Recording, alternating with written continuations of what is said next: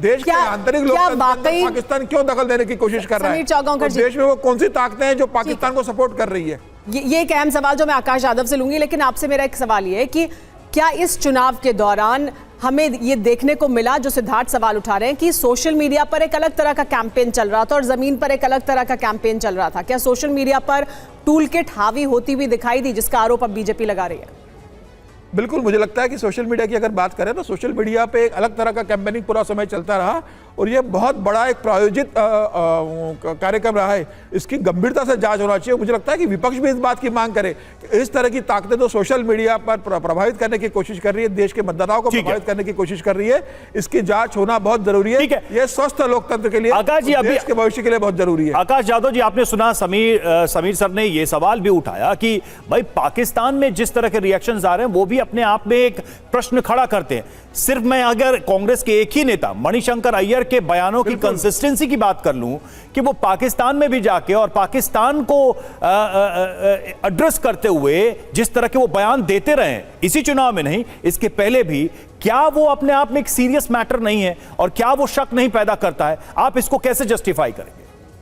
समीर जी, हमारे नेता आदरणीय जयराम रमेश जी ने मणिशंकर अय्यर जी पे बात रखी है। वो वरिष्ठ नेता है, मैं इस पे कुछ बोलना नहीं चाहूंगा, लेकिन एक बात स्पष्ट रूप से दिख रही है मुझे, समीर चोरगांवकर जी और सिद्धार्थ यादव भाई जिस हिसाब से सोशल मीडिया के इससे जो आग लगी है ना, वो किस तरह लगी है वो दिख रहा है।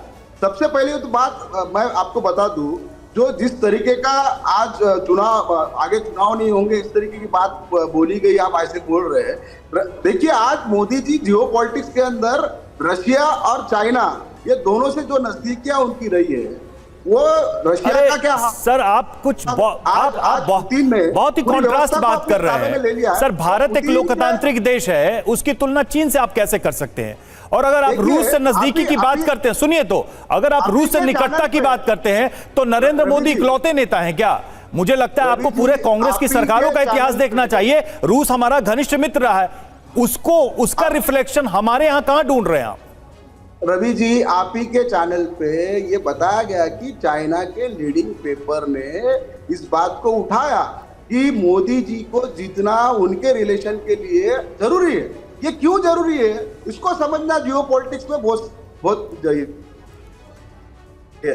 कहा अक्साई चीन की जमीन, कोई ऑब्जेक्शन नहीं लिया। गलवान में हमारे शहीद हुए तो जवान, कोई एक्शन नहीं लिया। जितनी अदानी, जो रशिया यूक्रेन वॉर हुआ, जो ऑयल पूल किया गया अदानी द्वारा, वो पूरे युआन को, उनका जो चलन है उसको ग्लोबल ट्रेड चलन बनाया गया।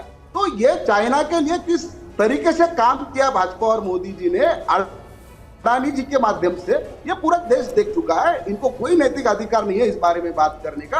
और ये हमेशा ठीक है, इस पर बीजेपी से जवाब ले लेते हैं। बीजेपी से जवाब ले लेते हैं। सिद्धार्थ यादव जी, बिरयानी तो आप खाने जाते हो। आकाश यादव ये कह रहे हैं कि आप पाकिस्तान में अगर सवाल उठ रहा है या कोई समर्थन की बात हो रही है राहुल गांधी को चुनाव जिताने को लेकर या इंडिया गठबंधन को जिताने को लेकर, उसका सवाल तो आप उठाते हैं, लेकिन सिद्धार्थ, जो चीन में समर्थन मिल रहा है आपको या चीन में ग्लोबल टाइम्स जो लिखता है आपके लिए, फिर क्या उसे भी उसी दृष्टि से देखा जाए?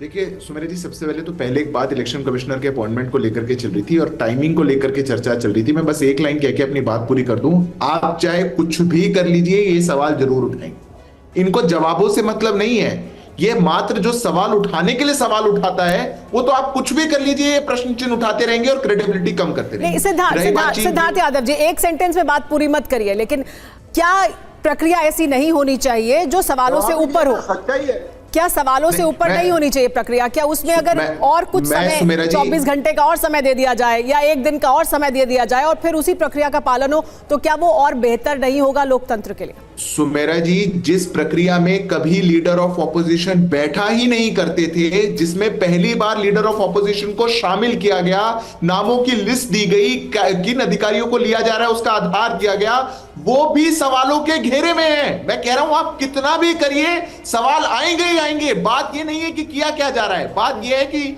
जिसको उसकी क्रेडिबिलिटी कम करनी है वो उसको करता ही रहेगा। पर मैं चीन के महत्वपूर्ण विषय पे जरूर बोलूंगा। जिस पार्टी के शीर्ष नेता ने जिस पार्टी के शीर्ष परिवार ने चीन से एमओयू करके बैठे हों। गांधी परिवार का क्या एमओयू हुआ है जरा बताइए? जब स्टैंड ऑफ चल रहा हो और आप जाकर के उनके एम्बेसडर से मिलते हो चोरी छुपे पीछे पीछे, तो उनका चीन का प्रेम नहीं दिखेगा क्या?